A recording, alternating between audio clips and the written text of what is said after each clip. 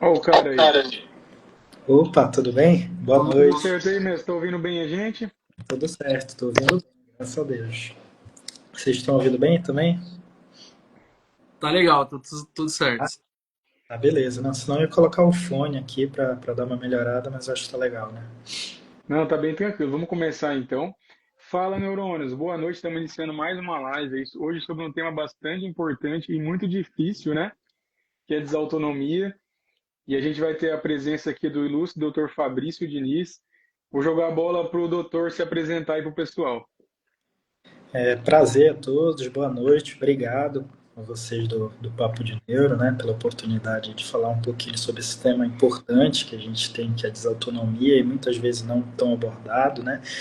E meu nome é Fabrício, né, eu sou médico neurologista e neurofisiologista clínico, eu atuo tanto nas cidades de São Paulo quanto do Rio de Janeiro, e eu estou vinculado como um professor visitante do programa de pós-graduação da UF, né, que é coordenado pelo Dr. Oswaldo Nascimento e pela doutora Camila Pupi. Então, é basicamente isso aí. Show de Muito bola. bom, doutor. Doutor, vamos começar então pelo básico, né? O que são as desautonomias? Pois é, isso é um tema interessante, né? Então, desautonomia, né, é um comprometimento do funcionamento adequado do sistema nervoso autonômico, né? E o sistema nervoso autonômico, ele é aquele que ele é responsável por algumas funções involuntárias, né? Então, tipo, manutenção de frequência cardíaca, né? A gente, né, para controlar essa frequência cardíaca, ela vai tendo variações conforme a nossa necessidade no dia a dia, né? Mesma coisa, dilatação e constrição de brônquios, né? A própria peristalse, funcionamento de algumas glândulas, tipo pâncreas, glândula sudorípara, glândula salivar, né, da gente salivar mais ou menos, a depender da situação. A própria função urinária, né, a gente consegue até controlar, né, uma urina quando dá vontade de ir ao banheiro, mas chega um momento ali que não tem como, né? E a mesma coisa, quando começa essa vontade, também não é a gente que pensa assim, ah, deixa eu fazer dar essa vontade, né? Então é mais ou menos isso. E tem a parte de sexual também, né? Então, basicamente é isso. E tem outros órgãos-alvos, né? Mas esses são os principais aí. Então, aí, quando algum órgão desse está funcionando de maneira inadequada por um comprometimento do sistema nervoso autonômico, que a gente vai conversar mais um pouquinho à frente, né? A gente classifica isso como desautonomia. Né? Então, é um problema neurológico que está afetando alguns órgãos-alvo. Perfeito. E, doutor Fabrício, só para o pessoal ficar um pouco mais claro em relação a isso. Então, quando a gente fala de desautonomia, a gente está falando, você disse, do sistema autônomo, né? Fora, para o pessoal entender, fora isso tudo que você falou, tem algum outro ponto específico para o pessoal entender de fato o que é esse sistema autônomo? São fibras nervosas, né? E que elas têm uma distribuição bem específica. Então, esse sistema nervoso autonômico, né, ele é constituído por fibras de fino calibre, né, a gente chama também de fibra fina, né, apesar de a gente costumar falar de fibra fina para fibra de 2, de temperaturas autonômicas, são fibras finas de fino calibre, né, que tem um diâmetro mais ou menos aí de 0,2 a 1,5 micrômetro, desculpa, né. Essas fibras elas não têm bainha de mielina, então isso é uma das contribuintes para ela ser de fibra de fino calibre também.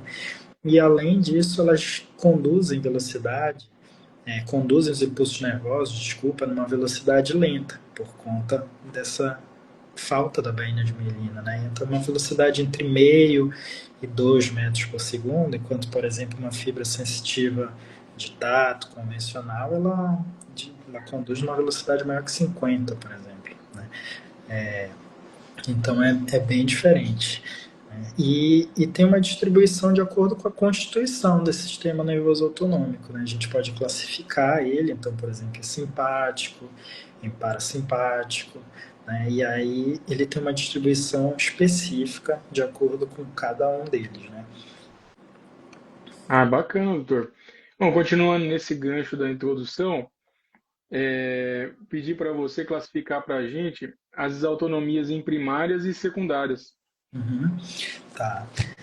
As desautonomias primárias, elas são desautonomias que em tese, elas não têm nenhuma causa associada para ela ser motivo daquilo. Então, um exemplo, né? Uma pessoa tem uma síndrome de Sjögren reumatológica. E aí ele tem vários sintomas ali, né, decorrentes dessa síndrome de Sjögren. Mas isso, ele tem anticorpos, né, que afetam algumas regiões específicas e pode afetar a fibra fina, e aí isso aí fez com que gerasse uma desautonomia. Então, essa causa é secundária. O primário não tem isso aí, né? Ocorre porque ocorre. Então, pode ser uma causa genética, por exemplo, né? Pode ser uma causa que ela é exclusivamente das fibras finas, tipo uma sinucleinopatia do tipo falência autonômica pura, né? Então, pode ser direto ali, né?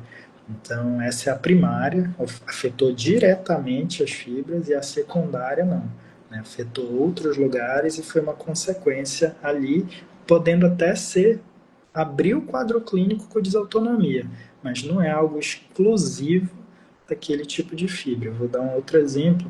O Sjögren poderia ser, mas poderia ser uma polineuropatia amiloidótica familiar, por exemplo, né?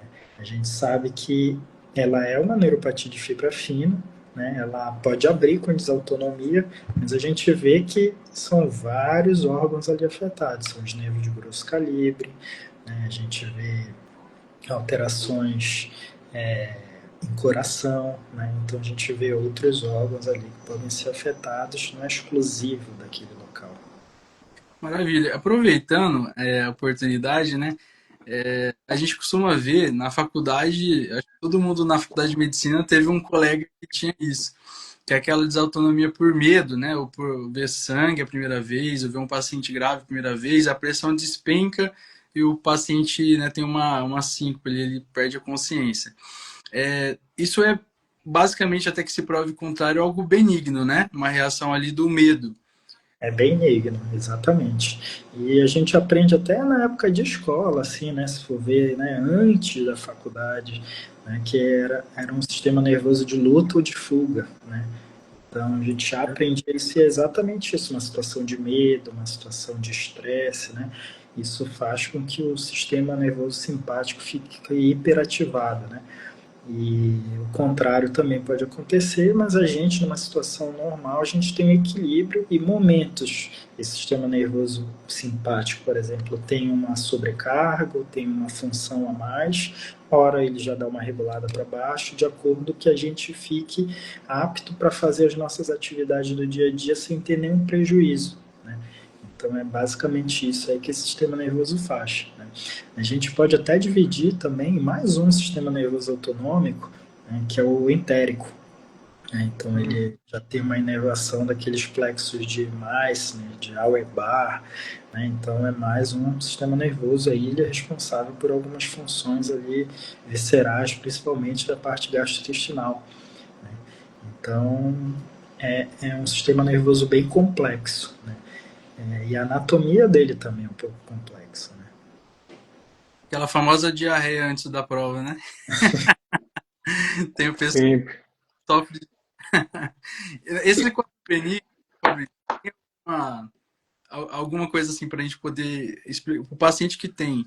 Ele falou, ó, quando você perceber um padrão de situação que geralmente acontece, o que fazer para tentar evitar um pouco esse quadro? É algo mais psicológico, às vezes uma terapia ali para lidar com aquele momento? Tem alguma Quadro benigno. benigno, é? Num quadro mais benigno, né, a gente faz orientações de comportamentais, né, para o paciente. Uhum. Mas é importante também, em alguns casos, a gente investigar, né, a depender da situação, do contexto clínico como um todo, porque pode ser um início de uma desautonomia mesmo, uma patologia ali acontecendo, né, e que às vezes passa subclínico, subdiagnosticado, né? Então, dá a devida atenção. Mas se a gente vê que é um caso realmente assim, tipo numa situação dessa, uma terapia pode ajudar o paciente, Uhum. algumas orientações para ele ter um melhor controle, né? Perfeito. Bacana. Aproveitando o ensejo aí, como você mostrou a classificação das autonomias primárias, até ilustrando esses quadros benignos também secundários, quais seriam as principais autonomias associadas a condições neurológicas? Isso aí é uma coisa interessante, né? Porque assim, a gente vê que é uma miríade, né? Uma gama de condições que podem cursar com desautonomia, né? Então, uma atrofia de múltiplos sistemas, por exemplo, uma sinucleinopatia, uma Parkinson, pode cursar com desautonomia, inclusive na atrofia de múltiplos sistemas é um dos critérios, né, de diagnóstico. Um paciente com alguma doença autoimune, seja diretamente do nervo ou não, né? Então, algumas encefalites podem cursar com desautonomia, tipo anti-HU, anti-YO, né? Alguns anticorpos contra o nervo periférico, tipo anti-FGFR3, tipo anti-argonauta 1, AGO1, né? Existe anticorpo contra o receptor de acetilcolina ganglionar, né? Entra no grupo de autoimune também, né? Anti-RU, anti-LAC, aí já entra um Jogre, como a gente falou, às vezes até uma síndrome lúpica, que é menos comum cursar com desautonomia, né? Doenças genéticas, tipo a que a gente acabou de citar da polineuropatia amiloidótica familiar, né, que é uma condição por uma variante patogênica no gene TTR, né, doença de Tangier, doença de Fabry, ANVAS, síndrome por anti-RFC1, algumas paraparesias espásticas hereditárias. Existe ela, que é um paradoxo, até porque a gente pensa muito num comprometimento motor puro, né? Mas a gente sabe que tem ela que cursa com desautonomia. Uma que vale muito a pena citar é a por VAPB, né? Que é um gene que ele circula aqui na população brasileira numa quantidade, numa frequência relativamente importante, principalmente pessoas que são originárias da região de Minas Gerais, do estado de Minas Gerais, né? Então tem causas infecciosas, pós-virais, condições sistêmicas, né, que cursam com comprometimento, não é neurológico puro, mas cursa com comprometimento neurológico. Acho que o maior exemplo que a gente tem é diabetes mellitus do tipo 2, né? Acho que é uma das neuropatias autonômicas sistêmicas mais comuns, né, por causa sistêmica mais comum, secundária, né, e aí facilita até a gente conversar sobre isso para falar de primária, de secundária. Algumas causas tóxicas podem ocorrer também, então quimioterápicos, tipo vincristina, cisplatina, né, alguns solventes podem causar desautonomia, metal pesado, a amiodarona, né, que é uma droga que a gente lança a mão muito na clínica médica. Tem várias situações, doenças desmelinizantes, tipo espectro NMO, esclerose múltipla. Então, realmente, assim, doença neurológica que pode cursar com desautonomia são muitas, mas sistêmicas também, né? Então, acho que um resumão seria isso aí. Maravilha. E já deu para perceber que doença desautonômica abrange muita coisa, né? Várias patologias, muito sintoma interligado. Como, já partindo para a abordagem clínica, história clínica, o exame, como que a gente começa a investigar isso daí no paciente? Essa é uma pergunta legal, assim, né? Que o paciente vai chegar com a queixa lá no nosso consultório, né? A gente vai investigar ele através de algumas perguntas e exames físicos que a gente não costuma fazer de rotina, né? E saber isso tem uma relevância importante para a gente chegar, pelo menos, numa possibilidade de uma desautonomia, né? Então, a gente pode dividir, assim, né, até por sistema, já que quando a gente pensa nos órgãos-alvo, né, são vários órgãos-alvos que são envolvidos, né? Então, na parte cardiovascular, por exemplo, né, paciente que tem tontura, síncope ao levantar, isso a gente pesquisando na anamnese, né, do paciente, intolerância ao calor, ao exercício físico, né, isso são condições que fazem a gente pensar numa desautonomia, e para investigar a gente pode medir no próprio consultório a pressão desse paciente, tanto ele deitado quanto ele de pé, e medir juntamente a frequência cardíaca, né? Isso aí pode ajudar em alguns diagnósticos que a gente pode até conversar depois, tipo hipotensão ortostática, POTS, que é aquela síndrome de taquicardia postural ortostática, né? A própria hipertensão supina. Então, quando a gente pensa na parte gastrointestinal, por exemplo, esse paciente pode se queixar de náusea, de saciedade precoce, de distensão abdominal, de diarreia alternando com constipação, que a gente pode ver, por exemplo, na neuropatia por TTR, né? E às vezes esse paciente abre o quadro clínico com isso e vai procurar primeiro a gastro, inclusive, né? Então, ou um clínico, né? Então é importante. Quando a gente vê no sistema urinário, por exemplo, né? Hesitação urinária, urgência, incontinência urinária, né? Retenção. É importante a gente, às vezes, avaliar o tônus anal desse paciente em uma consulta, né? Ou então encaminhar ele para algum colega que possa fazer isso, tipo um proctologista, né? Toque retal, às vezes, ajuda nesse paciente também, até para a gente fazer um discernimento do que está causando isso aí. Serve tanto para o urinário quanto para a parte sexual, né? Paciente que tem resíduo pós-miccional, né? Então a gente pode ver isso na anamnese, mas pode lançar mão de exame para ver se isso ocorre, né? Quando a gente vê já falando do sexual também, paciente com disfunção erétil, com anorgasmia, né? Então é algo que faz a gente pensar, não exclusivamente vai ser uma desautonomia, mas é algo que a gente tem que pensar, né?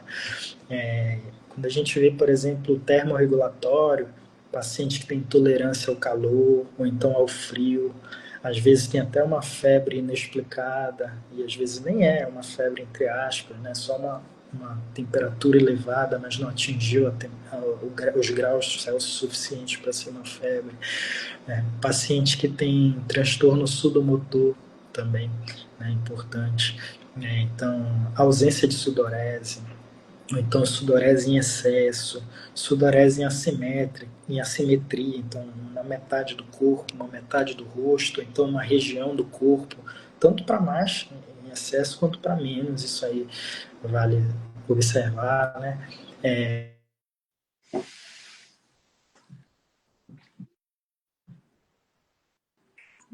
Acho que deu uma travadinha aqui para nós.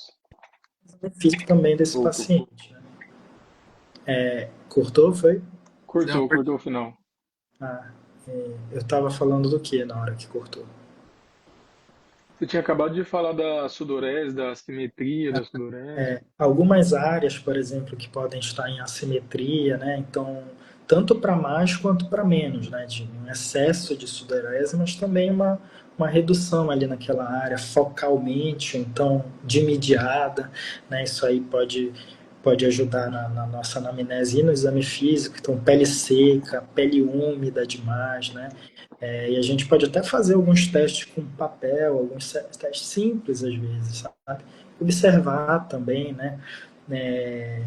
Na parte da pupila também é outra região importante para a gente avaliar. Então, paciente que tem visão borrada, né? Fotofobia, muita dificuldade com luz ou com escuro, claro, não obviamente vai ser uma desautonomia, né? Mas levanta aquela hipótese e a gente pode ver o tamanho dessa pupila, reatividade de luz, acomodação, né? Eu acho que é isso, assim, né? E alguns pacientes também, quando a gente avalia a parte de equilíbrio, né? Tipo isso que a gente já tinha falado ali no comecinho de cardiovascular, mas dessa instabilidade dele na ortostase, né? E algumas coisas extras, assim, tipo livedo, né? Palidez, lesão trófica. Eu acho que essas são as principais coisas, assim, é muita coisa, né? Mas assim, se a gente pelo menos dividir em sistema ali na hora de avaliar, isso aí já sistematiza um pouquinho a nossa avaliação, padroniza a nossa avaliação, né? E evita que a gente passe desapercebido por algo que é importante para o diagnóstico daquele paciente, mas que às vezes ou ele não se queixou, ou a queixa dele é pequena, ou a gente não aprofundou nessa queixa. Né? É um mundo à parte, né, desautonomia. É, Doutor, aproveitando isso daí, de fazer uma pergunta. no contexto das alfa-sinucleinopatias, pensando Uhum. aí em Parkinson, LEVI, AMS, existe um padrão de surgimento da desautonomia? Por exemplo, em uma dessas daí ela aparece antes, depois num estágio intermediário, ou até no estágio mais tardio de uma demência, de um sintoma motor? Numa doença de Parkinson, em geral, assim, ocorre no curso, né? A gente não vê, em geral, um paciente abrir o quadro, por exemplo, com uma desautonomia, diferente de um paciente com atrofia de múltiplos sistemas, né? Que isso a gente já pode ver e não é tão raro, né? E um outro padrão também é o tipo de desautonomia, já que a gente está falando disso aí, né? Para comentar um pouco, a gente vê que o paciente, por exemplo, com uma atrofia de múltiplos sistemas, ele tem uma desautonomia que é pré-ganglionar, né? E um paciente com doença de Parkinson, por exemplo, ele costuma ter uma desautonomia pós-ganglionar. Aí o que é isso? Assim, que às vezes, depender, né, do nosso grau de conhecimento sobre a anatomia desse sistema nervoso autonômico, pode gerar uma dúvida, né? Então, o que é isso? É assim, o sistema nervoso autonômico, né, ele tem tem o gânglio, os gânglios que ficam ali na redondeza, ali, né, na lateralidade da medula, e esses neurônios, né, quando eles saem ali do gânglio, né, quando eles saem dessa região ganglionar e eles vão da origem dele, eles vão para os órgãos-alvo, né, o que a gente vê? Comprimentos diferentes. A gente está falando só do simpático e do parasimpático, especialmente, né? Então, o que a gente vê? Que, que o comprimento do axônio desse neurônio a partir do gânglio, né, para as fibras parasimpáticas, o pré-ganglionado parasimpático ele é longo, né? E o pré-ganglionado simpático é curto. E o contrário é verdadeiro. O pós-ganglionado simpático, né, é longo e o pós-ganglionado parasimpático é curto. Isso aí eu vou explicar um pouquinho melhor, né? E aí quando a gente vê esse gânglio, né, a parte do axonal ali do neurônio que vem antes do gânglio, né, ele, seu corpo celular que está lá para o sistema nervoso central, a gente chama de pré-ganglionar. E quando esse neurônio, com o corpo dele, o axônio e tudo, está após o gânglio, a gente chama de pós-ganglionar. Então, só para ficar mais claro, vamos supor aqui um coração, uma inervação ali da parte parasimpática ali do coração. Então, quando o neurônio vem ali do sistema nervoso central e chega no gânglio, né, esse que vai para o coração parasimpático, essa parte é longa, o pré-ganglionar é longo. E o que vai ali para as regiões-alvo é curto, né? E esse já é o pós-ganglionar. Tá? Então, no sistema nervoso simpático, é exatamente o contrário que ocorre. Né? E falando assim um pouco de fisiologia, né, que a gente falou de anatomia aí, né, tem neurotransmissores para esses nervos, né, para esse sistema nervoso tanto simpático quanto parasimpático, né? E o que a gente vê? Que o simpático ele é predominantemente adrenérgico, né? Então, os receptores, né, que recebem a inervação, né, do simpático é adrenérgico. E no parasimpático a gente vê que é muito colinérgico, né? Só que tem exceção. Né? Exceção é a parte sudomotora do simpático, ela é colinérgica também. Né? Então, isso é um trick aí que Interessante. pode cair aí numa prova de residência. E é importante saber para investigar também. Que, por exemplo, se eu for pedir um teste sudomotor para esse paciente, eu posso usar testes que envolvem acetilcolina. E aí a gente vai falar depois um pouquinho de teste também, né? Maravilha. Antes de começar também a falar de algum das mais importantes, das mais frequentes, né? A POTS, né? A síndrome da postural ortostática. Quer falar um pouquinho sobre ela? Falo sim. É o seguinte, a POTS, né, que é uma sigla em inglês, né, de trás para frente, né, do ST, é Síndrome de Taquicardia Ortostática Postural, né. Então, o que ocorre? quando esse paciente ele adquire a posição ortostática, ele não costuma ter uma queda de pressão, né? Ela ou não varia ou varia insignificativamente, né? É insignificante, né, a variação dela, mas a variação da frequência cardíaca ela é maior que 30. Então subiu muito ali e ele começa a ter alguns sintomas, e isso geralmente ocorre dentro dos primeiros 10 minutos, né, dele ficar de pé. Então tenho que avaliar por 10 minutos esse paciente, isso é um ponto importante. Né? Se eu considerar alguns pacientes jovens, principalmente aqueles que têm menos de 20 anos, aí eu já considero essa frequência de 40 ao invés de 30. Tá? Então é basicamente isso aí. Aí ele pode ter vários sintomas cardiovasculares, né? Por conta disso aí. Ele pode ter náusea, pode escurecer a visão dele, pode dar dor de cabeça, pode dar um mal-estar geral inespecífico, né? Vários sintomas esse paciente pode ter uma sensação de desmaio, né? Então isso tudo pela frequência aí muito elevada por assumir a posição. Então, para saber isso aí, a gente até poderia tentar fazer um teste no próprio consultório, né? Mas um exame que vai possibilitar esse diagnóstico de fácil acesso é o teste de inclinação, né? O tilt test. Então, o colega, geralmente da cardio, né, que faz esse exame, ele vai poder avaliar esse paciente, fazer isso, colocar lá no relatório, no laudo do exame, que ele tem um POTS. Nos lugares de pouco acesso, às vezes não tem o recurso de teste, né? Como que você poderia dar uma dica para a gente fazer algo um pouquinho similar dentro do consultório? Para fazer isso similar, né, o que a gente poderia fazer? Um protocolo, até baseado em alguns protocolos de pesquisa, né, que é o quê? A gente pede para esse paciente levantar o mais rápido possível, né, da posição deitada para a posição de pé, sendo que ele está deitado por pelo menos 5 minutos. Tá?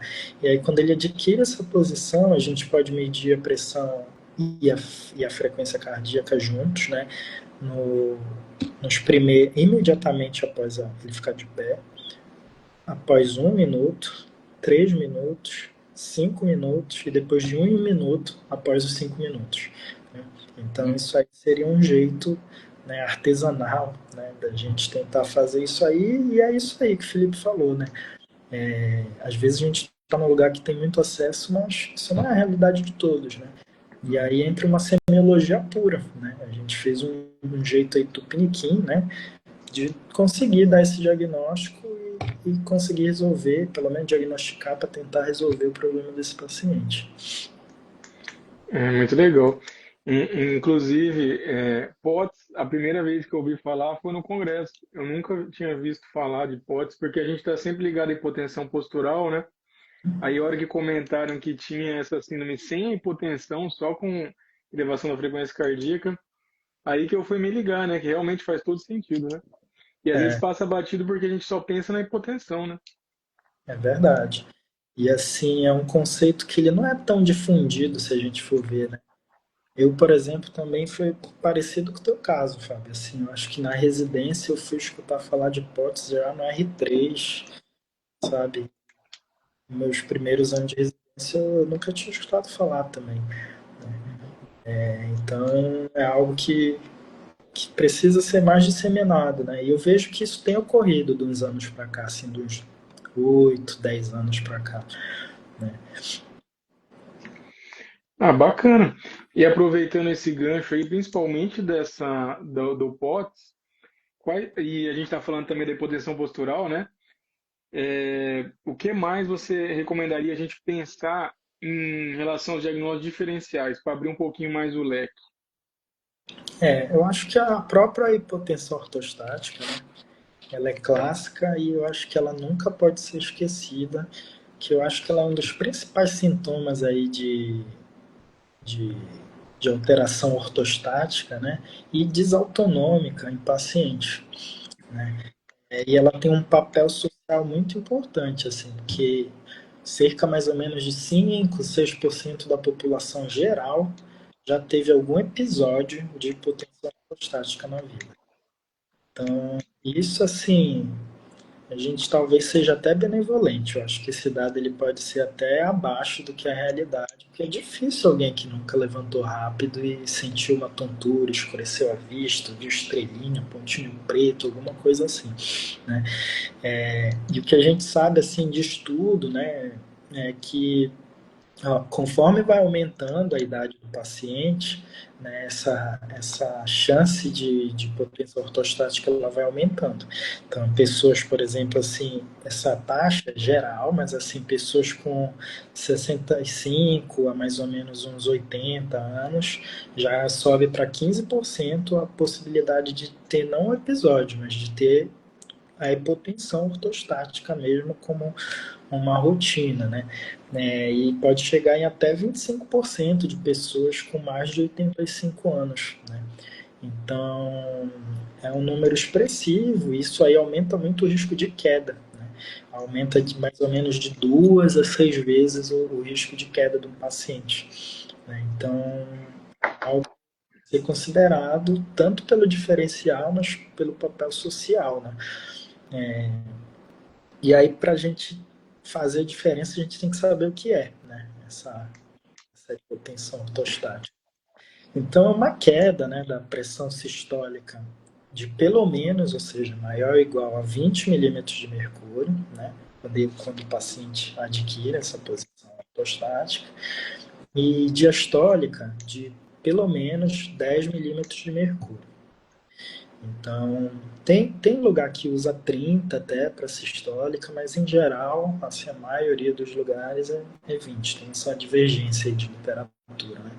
E uma coisa interessante é que a gente pode subdividir essa hipotensão ortostática. Então, a gente pode subdividir imediata. Imediata é aquela que ela ocorre nos primeiros 15 segundos que esse paciente levanta. Então, levantou, já começa a passar mal, né? E aí, em geral, quando isso ocorre, a sistólica cai mesmo, desculpa, para mais de 40 milímetros de mercúrio. E a diastólica costuma cair mais de 20 pontos, né? Então, por ser brusco, né? A clássica, eu acho que essa, assim, pelo menos essa, eu acho que é importante a gente saber sempre, mesmo que não vá subdividir, né? Que ela ocorre dentro dos 3 primeiros minutos, né? E a tardia, né? A tardia ela ocorre após esses 3 primeiros minutos, né? E quando se a gente for usar um protocolo de avaliação desse paciente de 10 minutos, a gente já consegue ver então uma hipotensão ortostática tardia, que é um diferencial assim que não é muita rotina, né? E a gente consegue ver o POTS também. Então, talvez seja uma estratégia legal. São 10 minutinhos ali que a gente vai reservar para esse paciente que na nossa anamnese a gente suspeite, né, de uma condição cardiovascular ortostática. Carregar o esfigmo, né? O neurologista não quer usar o esfigmo, tem que usar, não tem como abandonar. É importante, né? Show. Uma dúvida que, assim, geralmente no dia a dia da residência, a gente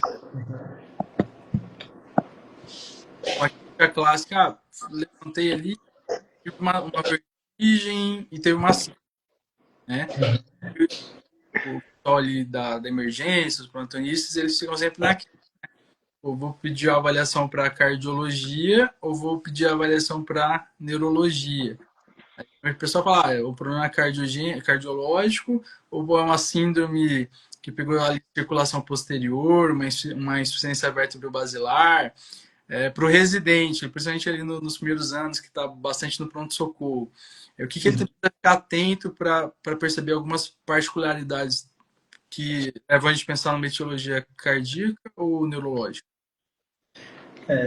Essa é uma pergunta curiosa até, né? Porque assim, eu acho assim que quando a gente vai pensar na primeira parte da pergunta, né? Quem vai avaliar, né? Isso aí, eu acho assim que é a gente como um clínico, né? Nem subdividir assim, neuro, cardio, né? Eu estou vendo aqui, por exemplo, o Dr. Fábio está assistindo a live. O Dr. Fábio é um reumato que ele é expert em desautonomia. Ele sempre faz uma swing. A área dele não é nem cardio, nem neuro. Né? E a gente vê isso muito comum na reumato e em outras especialidades. Então, acho que é uma função do clínico. Né?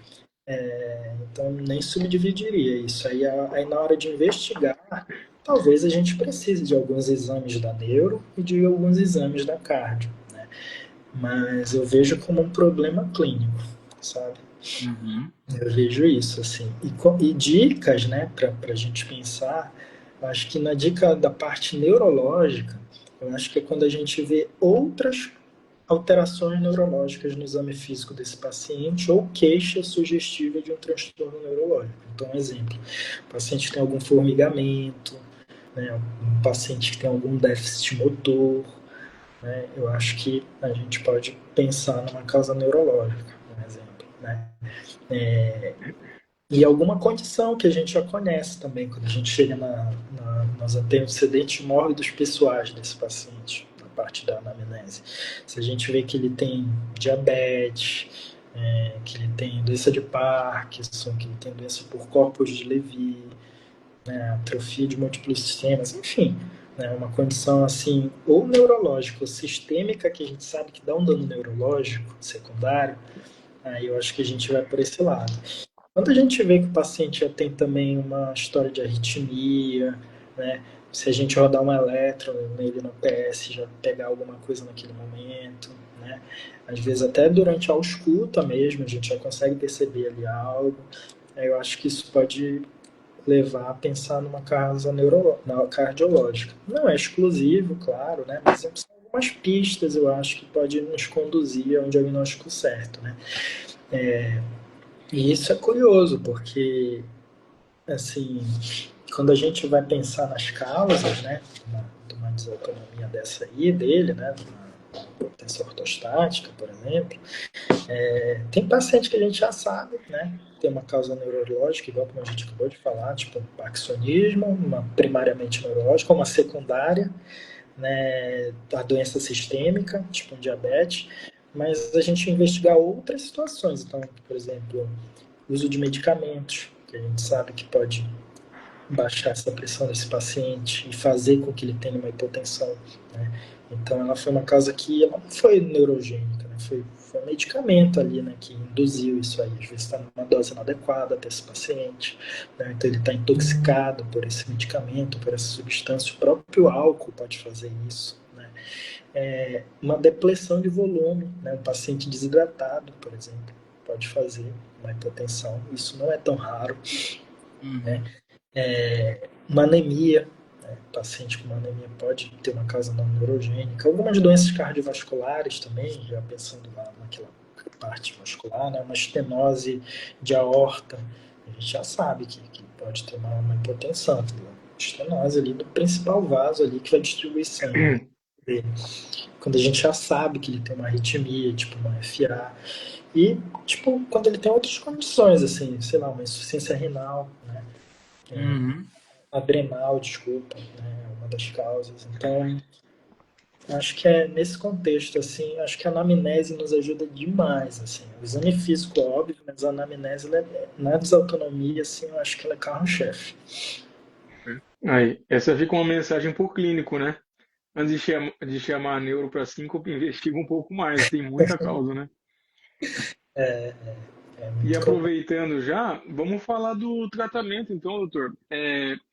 Quais Uhum. seriam aí as medidas não farmacológicas, que eu acredito que seja o carro-chefe, né? As não farmacológicas são o pilar do tratamento desse paciente realmente, Fábio, né? Então, acho que é educar o paciente primeiro, para ele ver alguns sinais de alerta, né? Então, uma refeição, por exemplo, grande pode cursar com desautonomia, né? Álcool em excesso, a gente já sabe, né, que pode causar.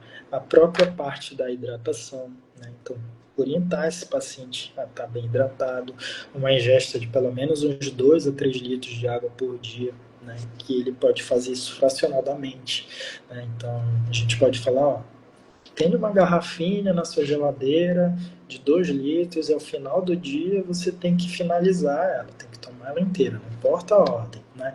Então, que aí ele já vai saber uma medida, né, para ele fazer isso aí. Outra coisa é orientar ele a não levantar tão rápido de uma posição, às vezes do sentado para o de pé, ou de deitado para o sentado, ou do deitado para o de pé. Então, primeiro senta um pouquinho, fica alguns segundos ali, aí depois levanta devagar, né? Outra coisa também, às vezes, do não farmacológico, a gente ajustar medicamento, assim, orientar ele a observar, né? Então, a gente não vai introduzir o medicamento, mas a gente vai orientar ele, assim, que, olha, observa se depois que você iniciou tal medicamento, então, encaminhar ele para um colega, né, para dar uma avaliação nele antes de começar o medicamento, né? Só para dar uma observada se tem um diurético de alça, se tem um beta-bloqueador que está proporcionando, né, uma desautonomia, tipo uma potência ortostática, né? Eu acho que inclinação da cama também, né? Isso pode dar uma ajudada desse paciente, né, para melhorar o retorno venoso dele, né? Então, isso é uma coisa legal, né? Uso de meia elástica no paciente que tem hipotensão ortostática, né? Uso de cinta abdominal pode ajudar ele também. Ingesta de sal, até 10 gramas de sal a gente pode tolerar. Então, ele não vai ficar com excesso de sódio ali. Então, basta distribuir isso aí, né, 10 gramas de sal ao longo da dieta dele. Então, acho que essas são as principais, assim, farmacológicas, principalmente aí para hipotensão ortostática, né? Mas serve para outras condições. Então, um exemplo é o paciente que tem disfunção erétil. Às vezes, o psicólogo ele consegue ter alguma melhora nisso, né? A mesma coisa, às vezes, pacientes com alteração térmica. Então, a gente usar roupas adequadas para o ambiente, né? Então, isso pode dar uma ajudada. Enfim, tem várias medidas aí não farmacológicas, né? Eu vejo várias aí. Então, essas são as principais. Perfeito. E as farmacológicas? Farmacológica, né? Tem vários medicamentos, né, que são usados. Então, se a gente for dividir, né, eu falei muito da hipotensão ortostática, né? Essas da hipotensão ortostática, muitas vezes elas servem para o POTS também, essas orientações não farmacológicas. Acabei não falando, né, de um tanto da parte intestinal, mas é só a gente pensar, né, melhorar o trânsito e tudo mais. E quando a gente vai falar da farmacológica, é importante a gente dividir também, né? Então, assim como a gente dividiu na anamnese, no exame físico, dividir na hora de fazer as orientações não farmacológicas e o tratamento farmacológico. Então, por exemplo, começando com a hipotensão ortostática, né? Então, fluodocortisona, né, a gente sabe que pode ajudar esse paciente, né? E aí a dose é bem variada, assim, a gente pode usar de 0,05 miligrama por dia, por exemplo, a 0,2 miligrama, aí variando aí para esse paciente, né? Ou mais até, né? A gente pode começar com uma dose insignificante às vezes, né? Uma midodrina a gente pode usar para esse paciente também, né? Só que a midodrina já é um medicamento mais caro, tem que importar, né? E a gente vai usar uma dose aí de 2,5 a 10 miligramas, pode até passar um pouquinho, chegar a 15, né? 3 vezes por dia.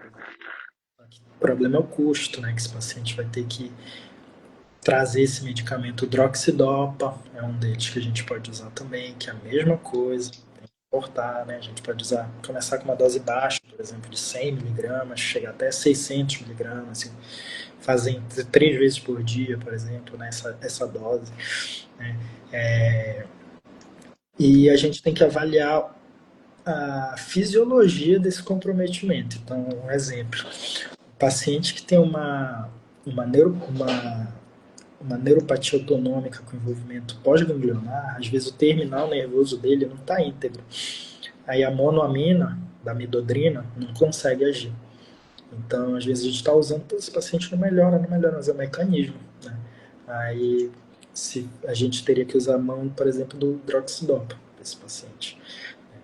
Então, a gente saber o mecanismo do medicamento e a fisiologia ali que está ocorrendo com esse paciente é importante, né? Então, quando a gente sabe essas divisões aí de pré, de pós-ganglionar, sabe anatomia, fisiologia legal, isso aí ajuda muito, né?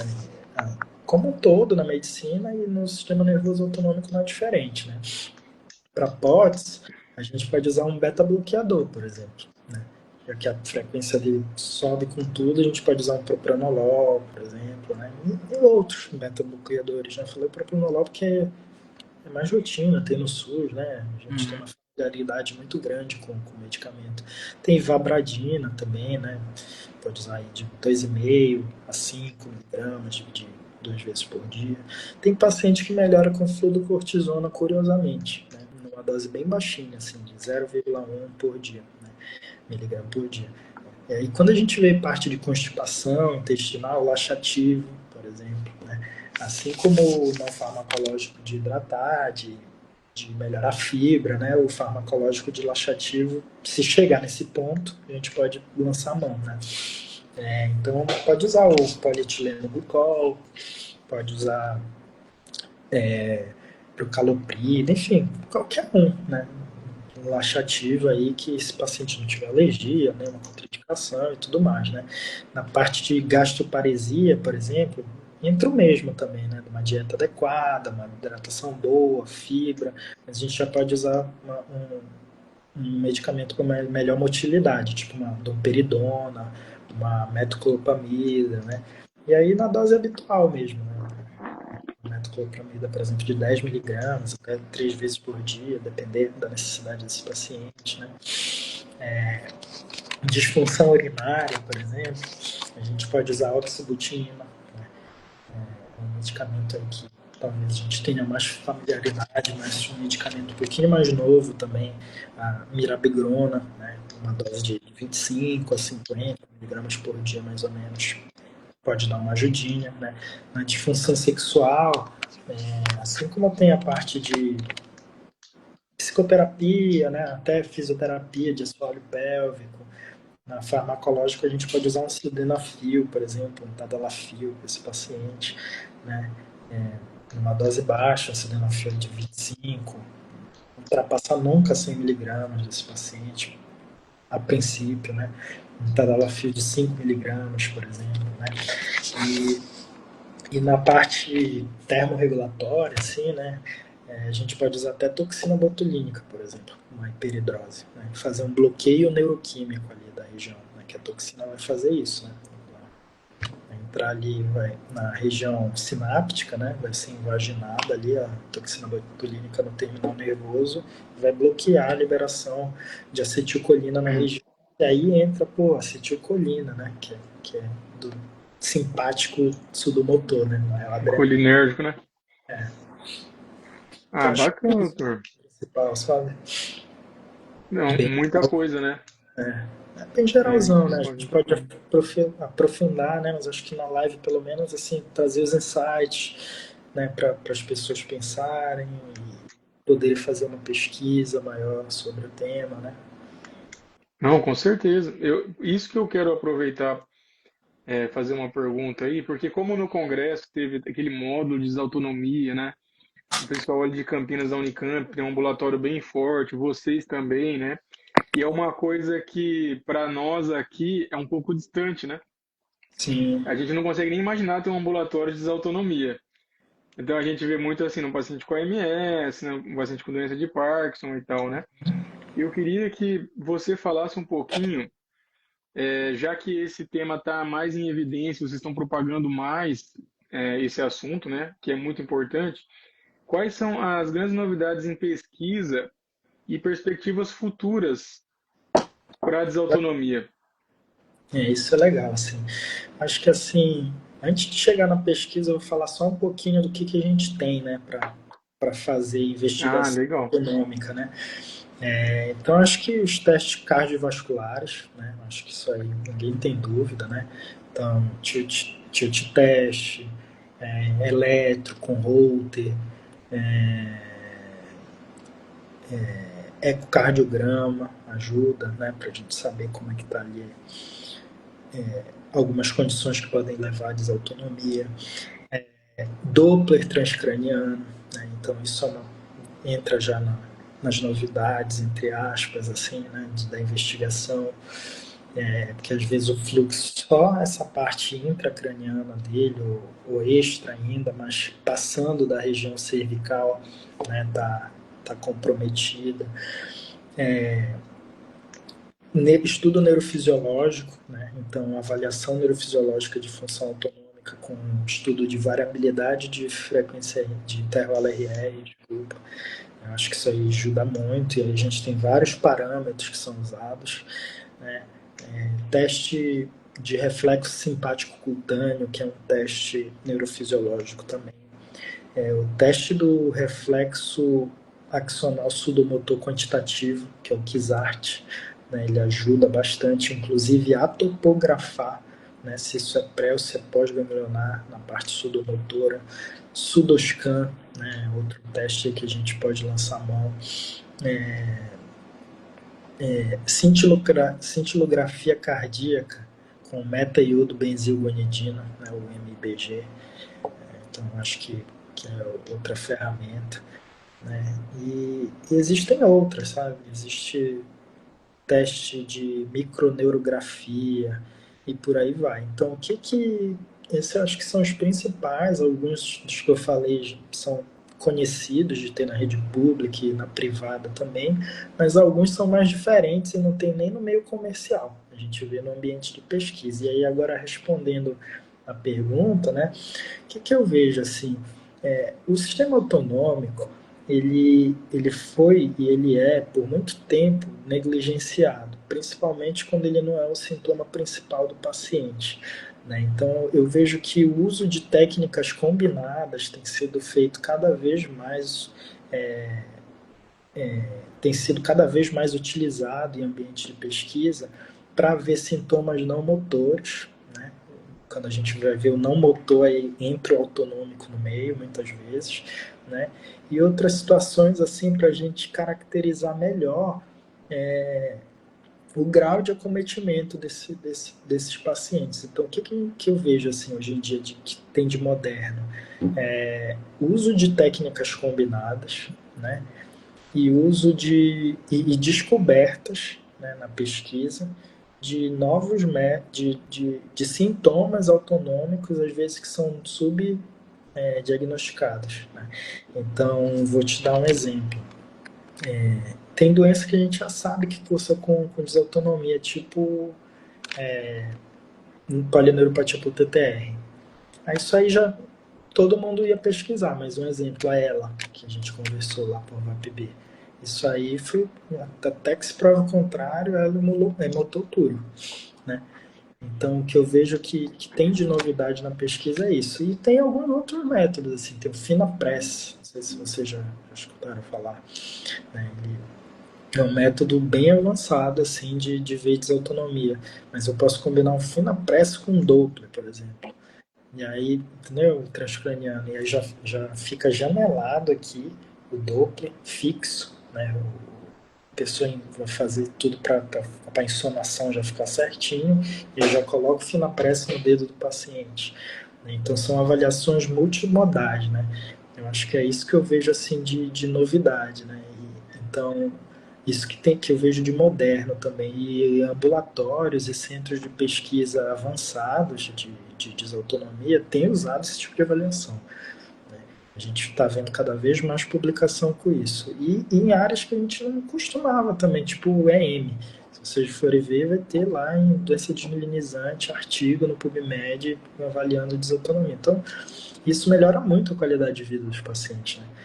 Quando a gente vai ver o rol de sintomas que ele pode ter, né? Não, perfeito. Pô, a gente tá quase quase às 9. O Instagram costuma derrubar com 1 hora, a gente estendeu, né? É um assunto que gera muita curiosidade, até porque é um assunto difícil, né? E não tão difundido, né? Muito bacana. Não vai dar tempo para abrir perguntas ao público aí, mas aí, pessoal, quem quiser saber mais alguma coisa de desautonomia. Dá para seguir o Dr. Fabrício no Instagram. Seguir, quem não segue a gente ainda também, que está entrando, conhecendo hoje, segue a gente aqui, pode mandar no direct, a gente vai repassando, tá? E a gente está sempre aberto aí a abrir esse tipo de discussão. A gente quer fazer uma neurologia baseada em evidências sem charlatanismo. É isso aí. E aproveitando o gancho, então, como está no final, né? Eu quero agradecer ao Dr. Fabrício pela presença. A gente sabe que é muito corrido, né? E eu só queria que, antes de terminar aí, você contasse a história que você quase foi residente da Santa Casa. Isso é verdade mesmo, né? Primeiro agradecer a vocês, né, pela oportunidade e os centros formadores que eu passei, que é a Unicamp, né, o Dr. Marcondes, o Dr. Alberto, a doutora Ana Marli, toda a equipe lá onde eu estudei a equipe onde eu estou, né, que é do Dr. Osvaldo com a doutora Camila. E em relação a essa história, quando eu fiz prova de residência, né, um dos primeiros resultados que tinham saído era da Santa Casa de Londrina. Né? Eu tinha passado lá, eu não sabia se eu ia passar em outros lugares, né? Eu tinha estudado, mas a gente não sabe o resultado, né? E aí eu gostei muito da cidade, me matriculei e já estava tudo certo que eu ia morar em Londrina, estudar na Santa Casa de Londrina. Mas aí acabou que eu passei em outros lugares, né? E aí fui me desmatriculando num, matriculando em outros, e assim eu levei em consideração muito assim a parte do deslocamento, porque a minha família é de Belém, no Pará, né? E aí eu pensei que eu tenho que morar em algum lugar que seja fácil, tanto de eu visitar minha família quanto eles me visitarem, né? E, e aí por isso que eu acabei me desmatriculando e aí fui para o Rio e depois para São Paulo e acabou que foi assim, fui saindo de uma instituição para outra, né, até começar a residência. Mas eu fiquei muito feliz em conhecer a Santa Casa, né, fui muito bem recebido, a de Londrina, né, tanto que a primeira vez que eu entrei em contato com vocês, assim, eu fiquei bem feliz, né, que é uma instituição que eu tenho um carinho por ela. E eu lembro bem assim da entrevista, da minha matrícula, e é uma cidade muito legal, maravilhosa aí, Londrina, né? Tem uma boa qualidade de vida, né? No norte do Paraná, eu acho que a maior cidade do norte do Paraná, né? E eu acho que é a segunda maior cidade, né? Depois de Curitiba, né? Do estado. Isso. E tem muito médico bom em Londrina, né? Muita gente boa. E é isso, assim, fiquei feliz mesmo.